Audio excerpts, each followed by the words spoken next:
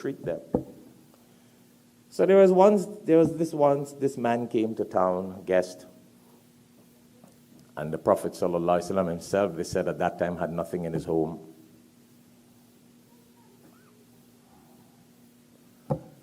So he asked the Sahabas, who can entertain this guest?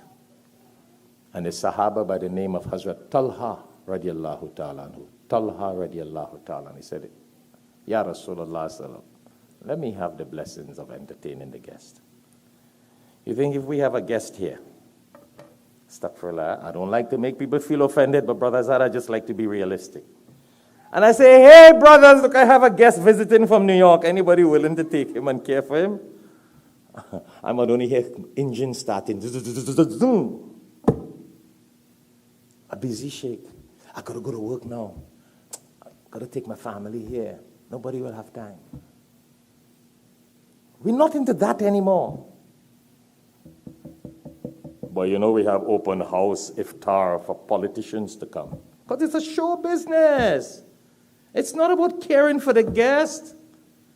And our houses are closed.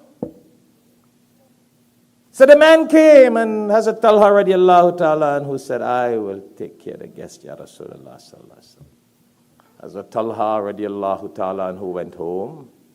He told his wife, this is a guest. What do we have to eat? She said, really and truly, we have nothing. Just a little bit of food for the kids. He said, okay, you know what? So we'll take that food and we'll feed the guests and we'll dim the light, the candle light. And dim the light, some say they're out the light. So the guests can eat and they will not see that we have nothing to eat. Allahu Akbar.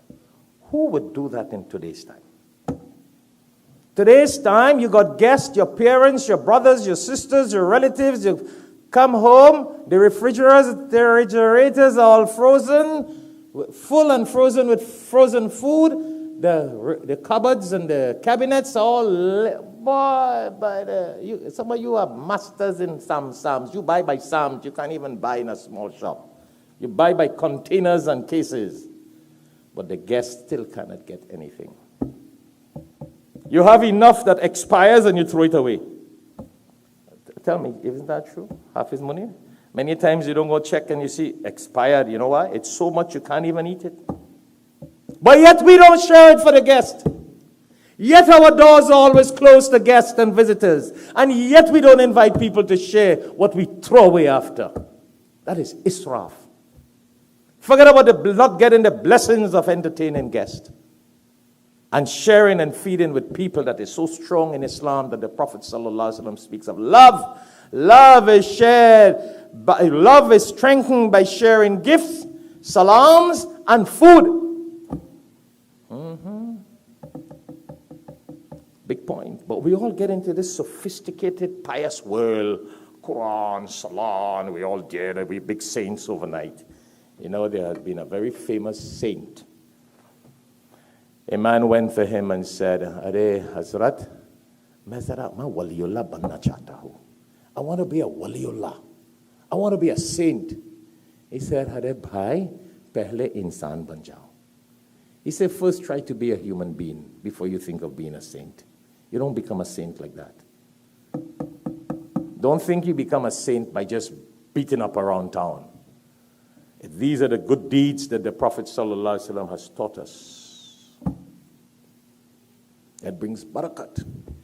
Said Hazrat Talha radiallahu ta'ala anhu, out the light, dim the light. That's why some people say in Arab culture, when you go, they dim the light so the guests wouldn't see how much you eat in. You could eat how much you want. Because the host wants you to eat that you must not even feel that he sees how much you are eating. That's a practice. Don't make your guest feel uncomfortable. Let them eat as much as they could eat.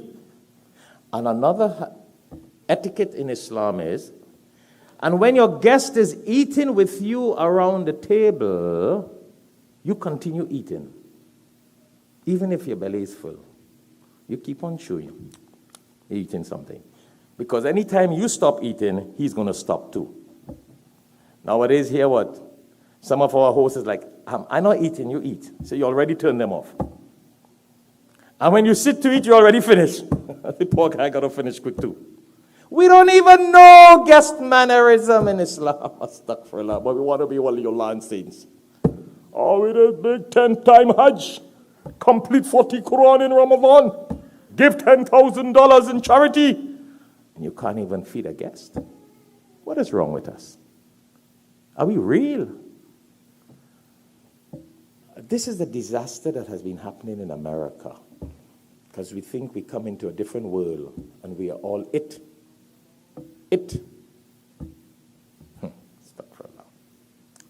So Hazrat Talha radiallahu ta'ala anhu, children no food to eat. Some people say they put a pot to boil water so the kids could hear something boiling that they get in food. Keep them busy there.